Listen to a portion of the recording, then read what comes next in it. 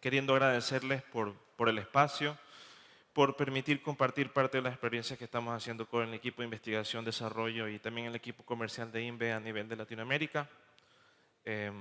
Abajo está todo el equipo que conforma la parte de investigación y desarrollo bueno, a nivel global como tal, liderado por Roland Gutters. Y luego, antes de enfocar el tema de la nutrición, estamos haciendo también pininos desde ya 1 año y medio con pruebas de nutrición y salud intestinal en maduración. He estado investigando ya algún tiempo cuáles son las si existe actualizaciones en investigaciones enfocadas a la maduración, porque yo considero que es el pilar fundamental del génesis del ciclo productivo de camarón blanco. Y me tomo con sorpresa de que la información es limitada. Aún la importancia que tiene, la información sigue siendo limitada como tal. Entonces, ahora sí que trae con mucha mayor seguridad que debemos seguir trabajando porque es un punto de flaqueo y debilidad que estamos teniendo para generar una cantidad, pero también enfocados a la calidad de la progenie de los reproductores de camarón. Entonces, la nutrición en los reproductores es enfocada al crecimiento, a la condición corporal. Hablando de condición corporal, es a la capacidad de la madurez sexual y posterior recuperación de los reproductores. En el procesamiento de nutrientes dietéticos enfocados a que puedan absorberse fácilmente a través del intestino y mejorar la eficiencia reproductiva, que pueda transportarse a través de los fosfolípidos y la lipoproteína hacia las gónadas, movilizar los nutrientes de reserva de almacenaje para la recuperación post-desove, maduración gonadal y finalmente cómo ya transfiero ese contenido nutricional, hablando en términos de nutrientes compuestos en el vitelo para el desarrollo del embrión, ¿no? En las primeras etapas larvarias sin alimentación de los náuplios de camarón. Parte de todos los compuestos nutritivos, entre los principales tenemos las proteínas de bajo peso molecular, que ayudan en los procesos. Mientras más bajo peso molecular, más fácil va a ser la absorción del epitelio intestinal de los reproductores. Los lípidos enfocados a los UFA. Aquí es que viene la información limitada. Mucho se hace énfasis en que se necesita mucho compendio lipídico, pero la cantidad de información para saber cuáles son aquellos compuestos lipídicos más eficientes es el cuello de botella. Y cómo interfieren sobre la madurez sexual. Fosfolípidos para mejorar la producción de náupleo y para incrementar el desarrollo de la madurez gonadal. Los carotenos, que tienen una actividad antioxidante específicamente. Las vitaminas, que también tienen función antioxidante y que también, y entre otras funciones, mejoran la estimulación de la madurez sexual y la mejora de la eclosión. Aquí voy a hacer una referencia entre la comparativa del alimento fresco y la comparativa de las dietas formuladas como tal. Alimento fresco tiene grandes ventajas. Origen natural y es lo más cercano a lo que se puede obtener en el medio natural.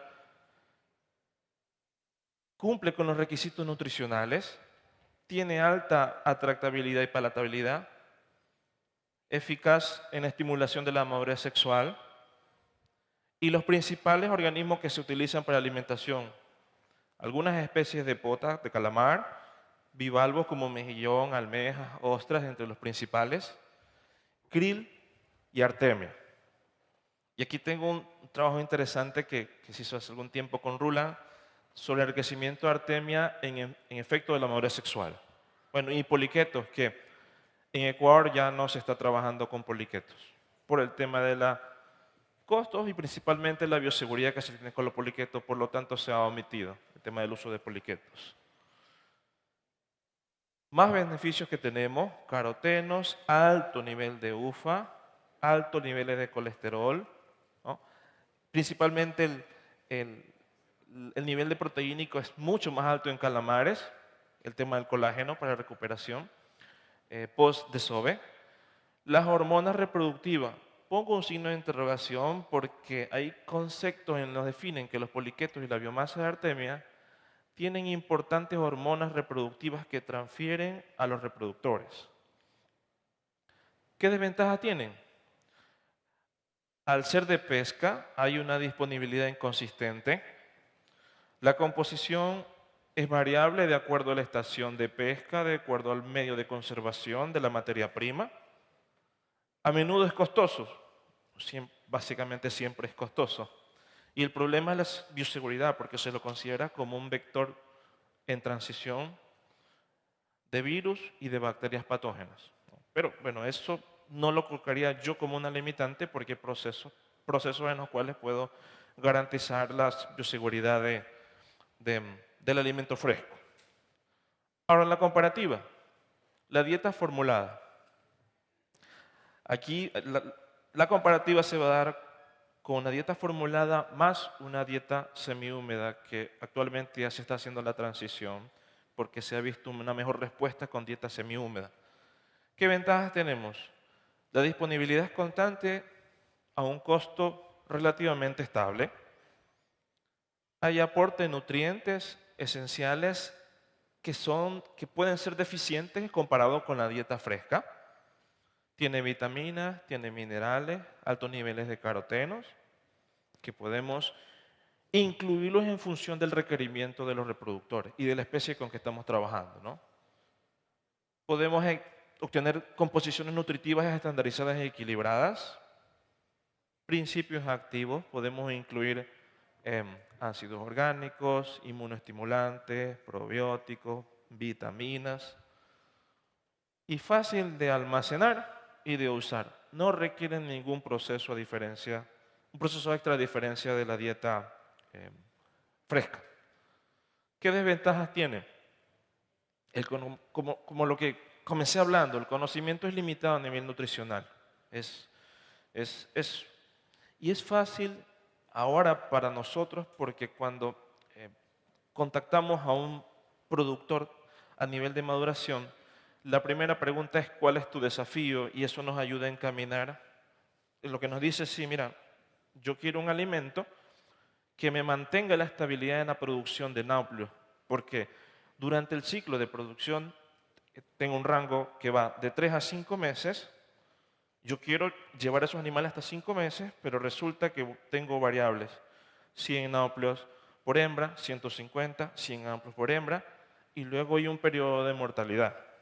Entonces, necesitamos completar ese espacio que creemos que no solamente es parte de la nutrición, pero que sí juega un papel fundamental.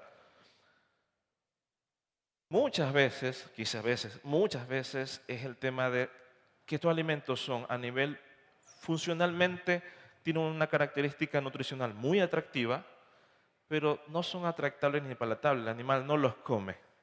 Eso se convierte en otro problema. Y a la fecha solo se ha llegado al máximo de 70% de sustitución sin afectar el rendimiento reproductivo.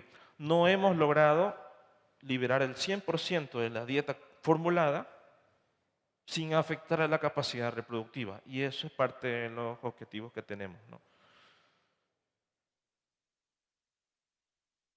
Ahora, lo que les hablaba, y fue una prueba realizada en Guatemala, em, lo que les comentaba es qué pasa si comparamos la eficiencia de una dieta semihúmeda versus una dieta seca. Esta es la planificación de alimentación durante todo el día, en la cual hay una inclusión de 2% de la dieta seca, que sumado me da el 22% con relación al porcentaje de biomasa total, y hay una sustitución del 31,6% de la dieta fresca. Con la dieta semihúmeda, la variante fue que hubo disminución de mejillón que se incluyó con el calamar y que subió de 2% de dieta seca a 5,19% de el SMEP de la dieta semihúmeda, 4, 5.19% de dieta semihúmeda, que me dan un total de sustitución de 68.1% de la dieta fresca. ¿Qué resultados obtuvimos? Voy a irme al final, que es lo más importante, considero yo. Una sustitución que subió del 31 al 68% no me afectó en el rendimiento de náuplios por tanque. Fue lo mismo. Es decir, se dio menos dieta seca y se mantuvo el mismo rendimiento productivo de náuplios por tanque. ¿Qué tuvo de diferente? Donde sí tuvo un poco mayor de ventaja es en el porcentaje de hembras maduras. Mayor hembras maduras, mayor hembras con porcentaje de puesta y un poquito menos de significancia, pero igualmente mayor producción de huevos por hembra, por tanque, perdón. Entonces, ¿qué evidencia científica se pudo obtener? Que el tratamiento con la dieta semihúmeda tuvo el mismo rendimiento en cuanto a la producción de náuplios por tanque, pero lo interesante es que se pudo reemplazar de 31 al 68%, ¿no?, de dieta fresca. Eso ya nos da un puntal o un paso firme a que se puede sustituir la dieta fresca por la dieta complementaria, por la dieta formulada. Luego, ¿qué pasa o qué impacto puede tener sobre la sobrevivencia del estadio de SOEA 1 con la incorporación de solo vitaminas, artemia enriquecida más vitaminas? En el caso B, el cuadro de acá, la gráfica de acá, solo con enriquecimiento con vitaminas, los náuplios eclosionados y evaluados desde la sobrevivencia de náuplios 2 a Z1 mostraron que estos animales no fueron alimentados y se evaluó hasta dónde llegaban la sobrevivencia. Llegó primero hasta 3 días y tuvimos un 40% de sobrevivencia. Luego, incorporando solo artemia enriquecida, la sobrevivencia subió un poco más del 50% hasta SOEA 1 y pasó de 3 días a 5 días. Y luego, incorporando en la dieta artemia enriquecida más vitaminas, subió mayor al 60% y siguió a los 5 días de sobrevivencia, sin alimentación, ¿no? Entonces, vemos qué tan importante es incorporar a nivel de lípidos y vitaminas y qué impacto puede tener sobre la sobrevivencia de los OEAs, de las de camarón. Encontré un trabajo muy interesante del año 2022 relacionado al efecto de diferente incorporación de fosfolípidos en función al desarrollo ovárico en camarón blanco. Entonces, este es parte del diseño experimental, los análisis bioquímicos, los análisis de transcriptoma de los lípidos y los análisis de correlación del transcriptoma de los lípidos. Pero me enfoqué en evidenciar qué pasa a nivel morfológico de los ovarios, al índice gonadosomático, al índice patosomático de los reproductores. Entonces, tenemos el control de una dieta convencional, la lecitina de soya de avena, la lecitina de huevo y el aceite de krill. Pues ya nos podemos estar imaginando cómo va a ir la onda de estos resultados. Entonces, como resultado, la madurez sexual desde el estadio 1 hasta el estadio 5, ahí vemos un ovario, ¿no? Se sacrificaron muchos animalitos para tener resultados. Y lo que se ve es que desde los primeros 7 días ya hay una diferencia, no tan grande, pero ya existe una diferencia que tampoco es significativa con el aceite de krill. Desde los días 14 hasta el día 28 ya se ve una diferencia mucho más marcada. El control no tiene mucha variación realmente durante los 28 días, pero sí se ve que en el día 28 el aceite de krill definitivamente es el que me da mayor efecto en el desarrollo ovárico. Y luego, con relación al índice de gonadosomático, que es la capacidad en función de crecimiento que tiene los ovarios en relación al peso corporal del animal, y el hepatosomático, el hepatopáncreas con relación peso corporal total del animal, ¿no? Vemos también que todos los tratamientos, a excepción del control, tienen un mayor índice de ganado somático. Cuando nosotros comenzamos la producción de camarón en fase de producción, perdón, en fase de cuarentena, tienen un índice patosomático del 6%.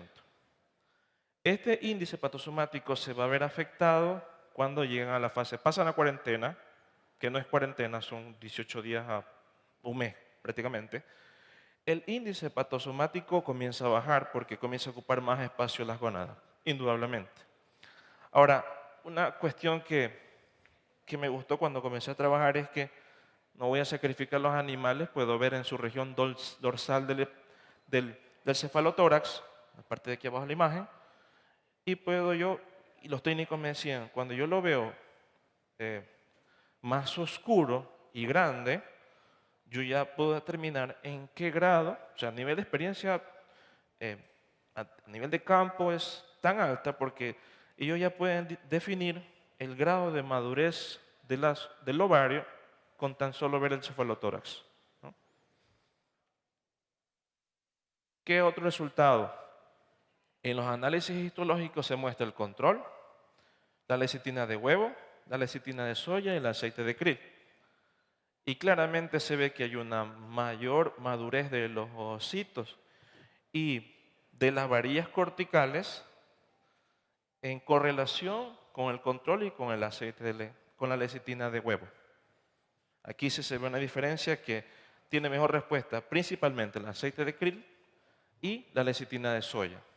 Luego, este es un análisis del total de acumulación de colesterol y de triglicéridos. Mayor acumulación de colesterol, mayor acumulación de triglicéridos.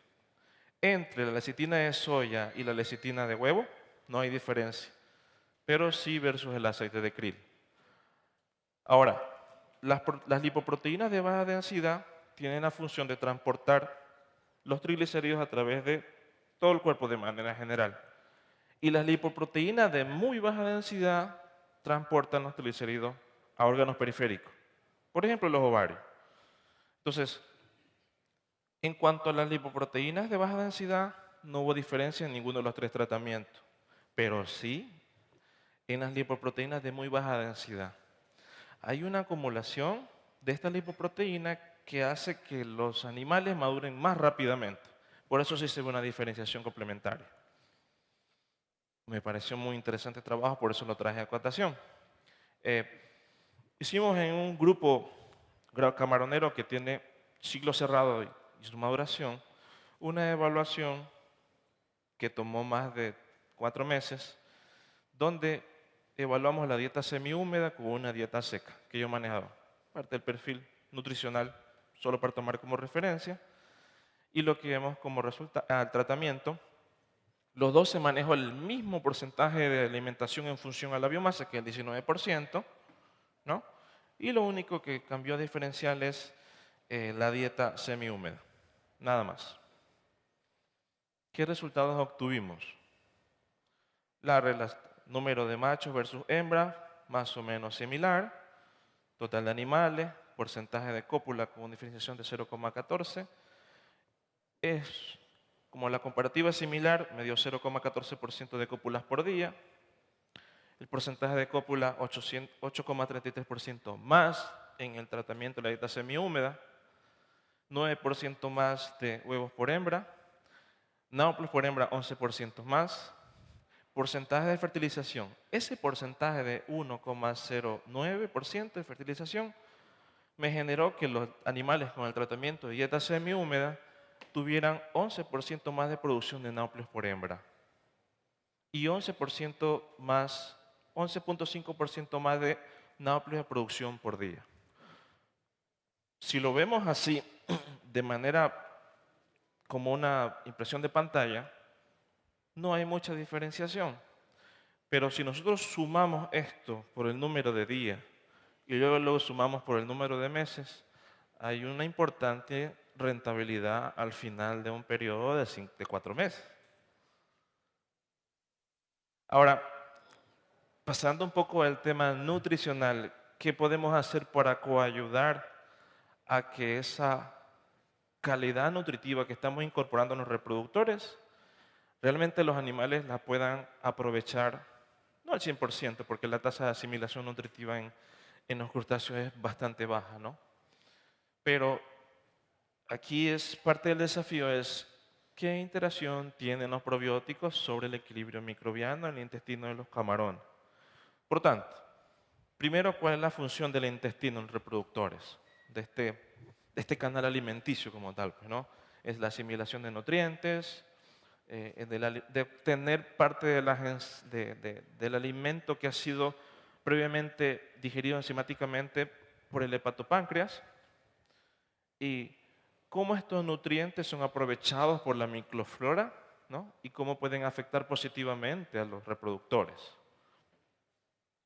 Entonces, la microflora intestinal, ya lo mencionaba ayer, es el reflejo del entorno circundante. Dicho esto, todavía no hagamos caso al diablito que está por aquí, sino más bien, hay miles de especies bacterianas, pero este es un análisis de abundancia relativa en donde muestra fincas de Vietnam, fincas de Malasia, sí, fincas de Malasia y Vietnam, y cada una de estas líneas son diferentes piscinas. Lo que vemos aquí de interesante es que las fincas de Vietnam y Malasia tienen un perfil bacteriano dominante. Eso no es bueno, porque mucho de algo en un sitio es malo.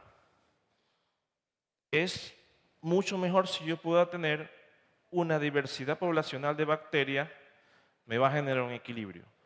Si yo tengo una dominancia bacteriana, sea de bacterias muy buenas o sea de bacterias patógenas, oportunistas o malas, me va a generar un desequilibrio. Siempre debe haber un punto en el cual yo pueda tener mientras mayor diversidad bacteriana tengo, ese es el éxito. Ahora, hay un término que está un poco abajo que dice proteobacterias. Si googleamos la proteobacteria, están asociadas a pseudomonas, anteromonas, vibrios, Escherichia coli, Shigella y otra serie de bacterias oportunistas. Entonces, claramente nos dice que aquí está pasando algo mal. Luego, este es en otro grupo que nos abrió las puertas para hacer un trabajo porque estaba pasándola no tan bien.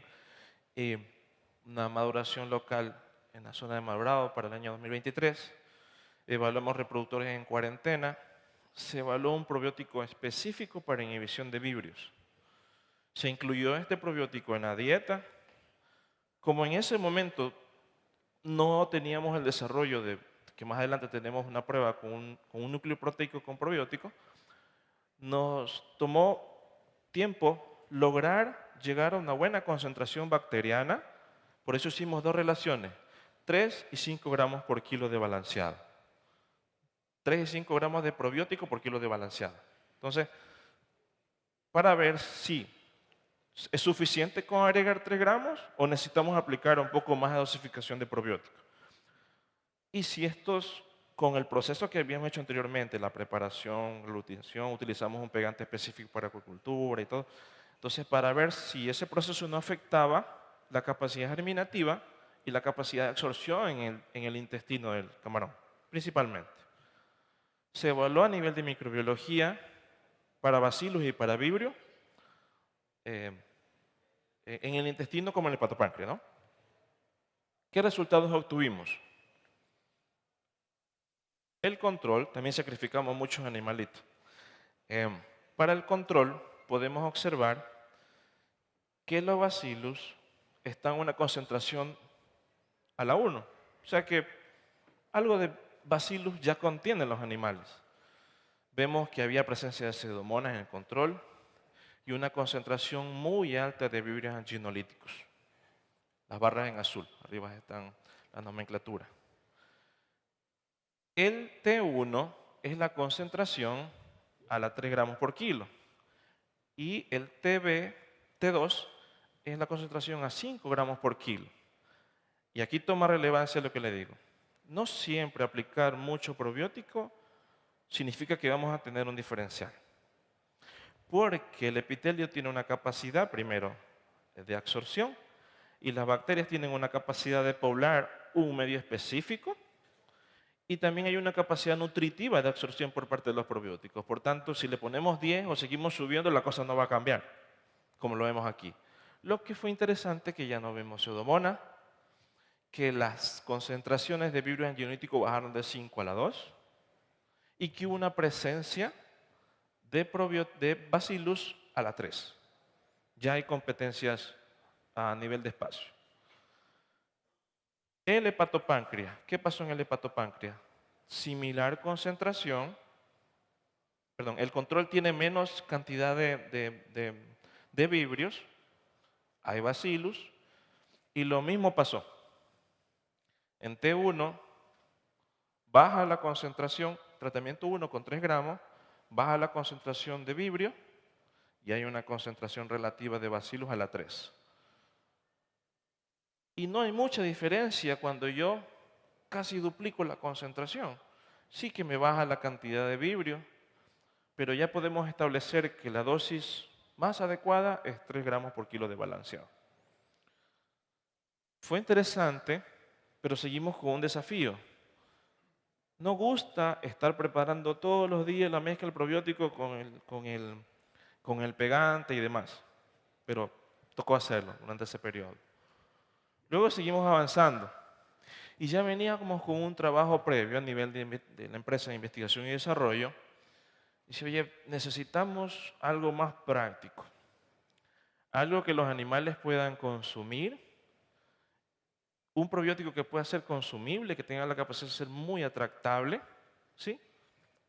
Y que no se vea afectado por la palatabilidad en los animales.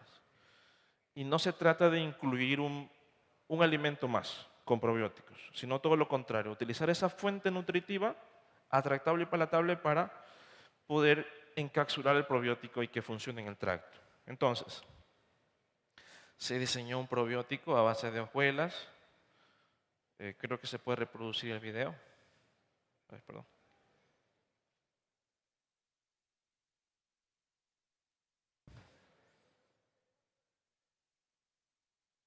Ahí está.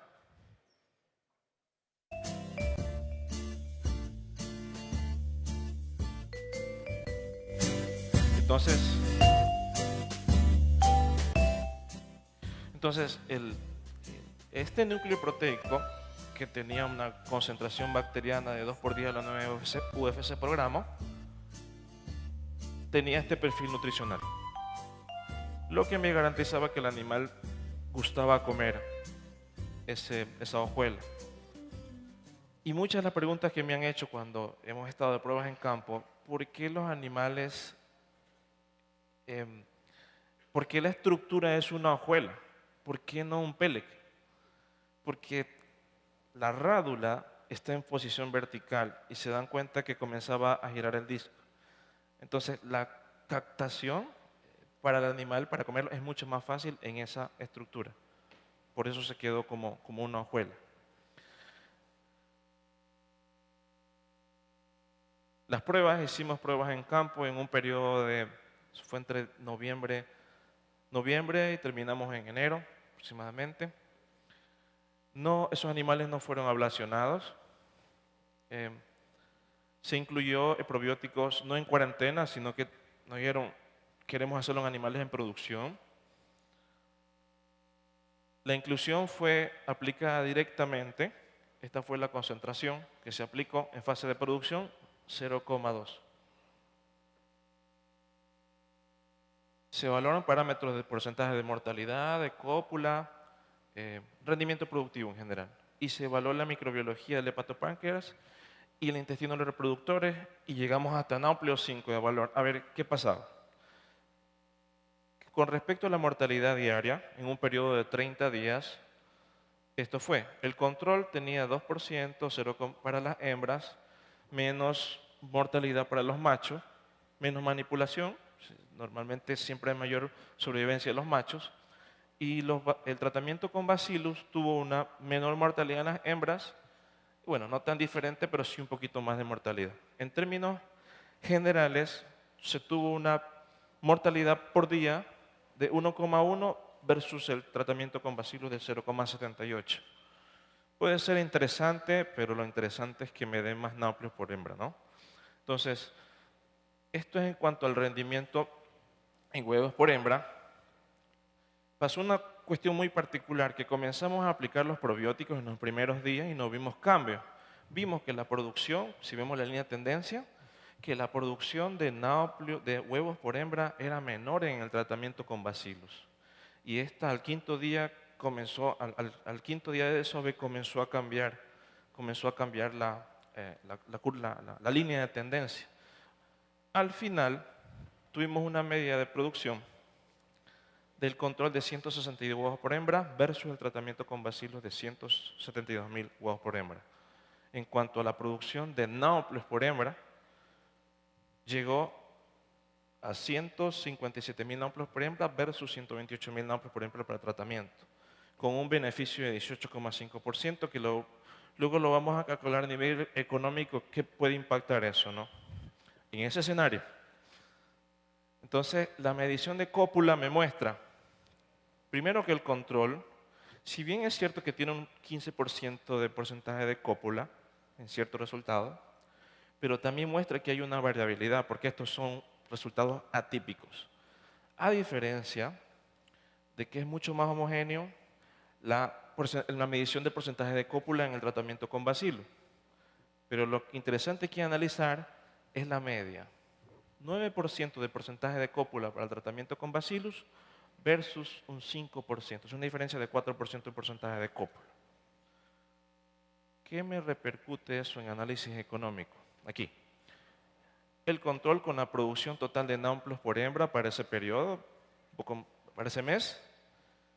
El rendimiento de producción me representó un 11%. Y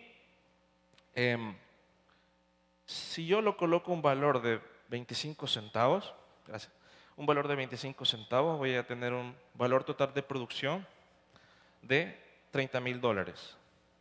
Ese tratamiento con Bacillus me representó obtener $3.000 más en ese periodo. Seguimos. Ahora vamos a ver en términos de microbiología el hepatopáncreas. No vemos mucha variación, inclusive vemos un poquito más alto el tratamiento con Bacillus al inicio, de Vibrios, que fue bajando, pero realmente no hubo mucha diferenciación como tal. Aquí un dato interesante fue que al octavo muestreo bajó a la 1, pero no es la tendencia, ¿no? En el intestino pasa una cosa diferente, un poco más estable. La línea verde es un tratamiento con Bacillus y podemos ver, no siempre, también cuando hablamos de Vibrio pensamos que, ok, Vibrio es malo. No es malo porque es parte de la microbiota intestinal de los animales, de los camarones. Nosotros tenemos niveles de Escherichia coli que están ahí porque es parte de nuestra microflora. El problema es cuando se incrementan, ¿no? Entonces, lo interesante es que siempre fue estable en los análisis microbiológicos los niveles de Vibrio durante todo el periodo versus el tratamiento, el método convencional de producción, ¿no? de la maduración.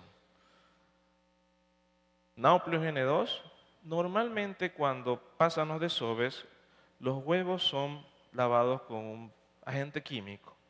Nosotros solicitamos que no se lavara para ver qué grado de contaminación había sobre los náuplios.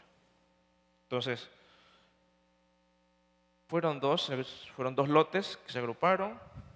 Luego se tomó el control, tiene una carga bacteriana con una unidad formadora de colonia más arriba versus el tratamiento. Y en el otro grupo, la tendencia la misma, pero lo que cambia es la base, ¿no? Que está casi el doble. Luego seguimos a ver qué pasaba en Nauplius 5 para los Vibrios. Asimismo, hay una tendencia un poco más baja de Vibrio como tal. Y bueno, pues eso es parte de lo que quería mostrarle, de lo que hemos estado trabajando y de lo que seguimos continuando en la fase de maduración, que para nosotros es un pilar fundamental. Y ya nada más para terminar, las consideraciones finales. La salud integral de los reproductores juega un papel crucial en el rendimiento productivo. No solamente la nutrición, hay que dar las condiciones ambientales para garantizar que esa salud sea consistente, ¿no? Y que eso sea ligado a la calidad de náuplios y ligado a que se transfieran, porque en la época reproductiva los reproductores tienen una capacidad de expresión fenotípica mucho más alta, que realmente es corto. Yo recuerdo que era entre 90 a 140 días de vida, es cuando más se expresan los genes ligados al aspecto reproductivo en los reproductores de camarón, ¿no? Con respecto a tema nutricional, la sustitución de las dietas frescas por las dietas formuladas, no al 100%, al momento no es posible, pero sí que garantizan que hay mayor rendimiento productivo. Y otra cosa, que están libres de patógenos. Tenemos mayor seguridad que están libres de patógenos versus la dieta fresca, ¿no? Y es crucial seguir mejorando el conocimiento en requerimientos nutricionales para los reproductores de camarón blanco. Continuar con la búsqueda de la formulación no solamente nutricionalmente efectiva, sino que también a nivel de una formulación rentable para el productor. Y que se busque, ahora sí, el objetivo es la sustitución al 100% versus la dieta fresca.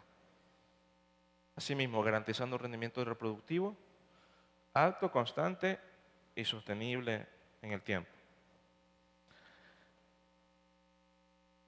Me olvidaba el manejo de probióticos, ¿no?